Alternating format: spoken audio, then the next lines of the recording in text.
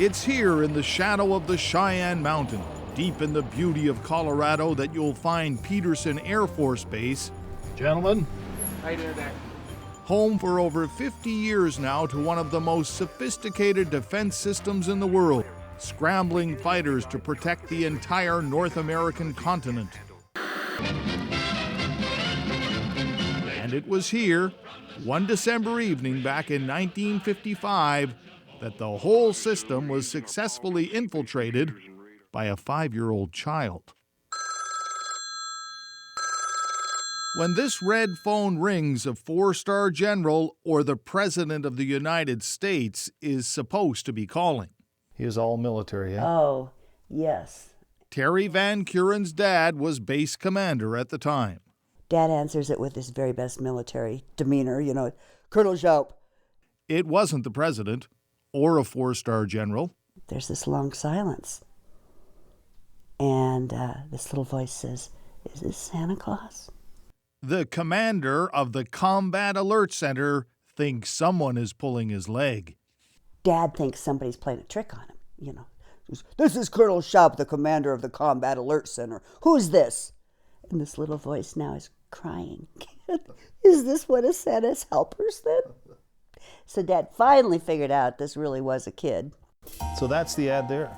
That started it all. Hey kiddies, call me direct.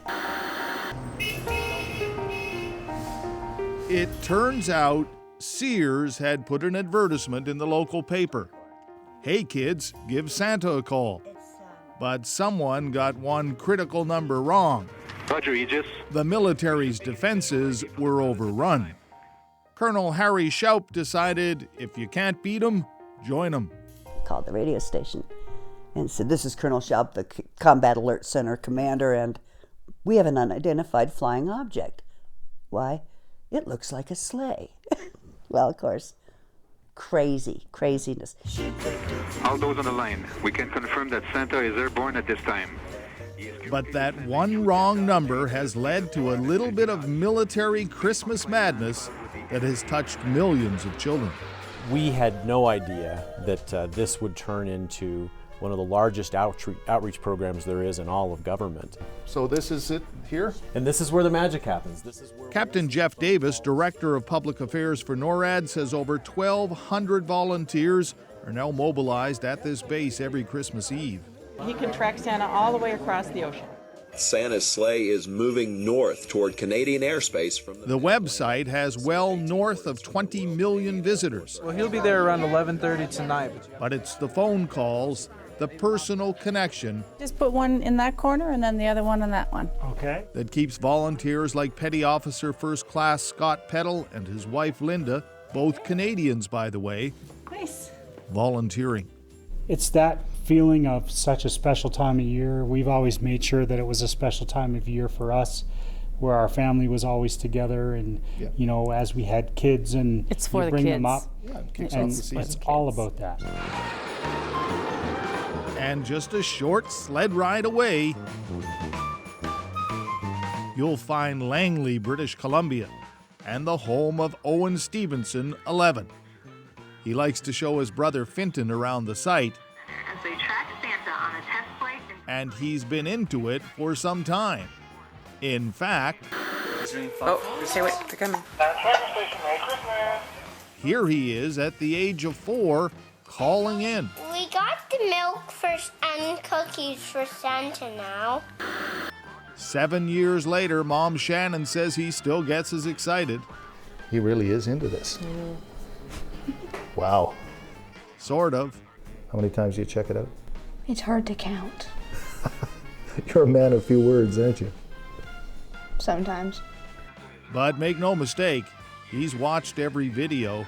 The Norad Santa Tracker is still very much part of his Christmas. So that's Santa. He's a pretty nice guy, eh?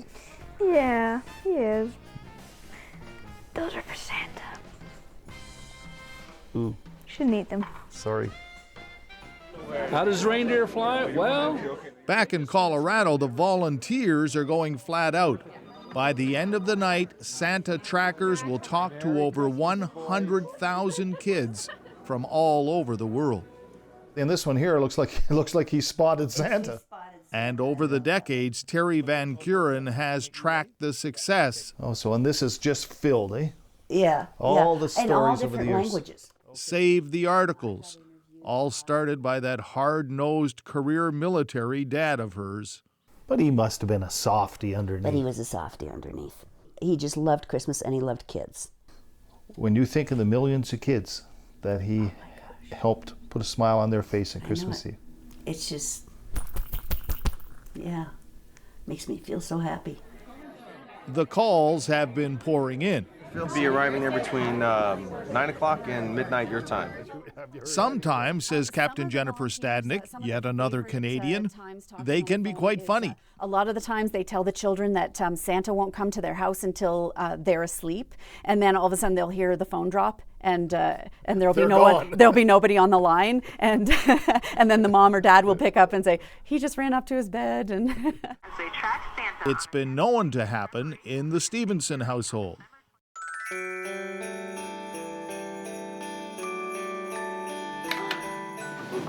Sooner to bed, sooner it's Christmas. Good night, Owen. Good night. Oh, Mom. Yeah? Don't let Mr. Sheridan eat those cookies. Okay. I didn't. Red Sharon, CBC News in Langley, British Columbia.